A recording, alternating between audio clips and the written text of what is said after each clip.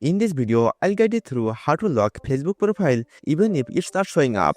If you find this useful, then please consider subscribing and like this video. Before I start the tutorial, let me show you my profile. You see, there is no profile lock option. Let me show you how to get that. After come to your home page, you click on this menu icon and scroll down and expand settings and privacy and tap on settings. After come to settings and privacy page, you scroll down and click on post. Now tap on who can see your future post and choose friends and click the save button. Now again go to your home page and tap on your profile.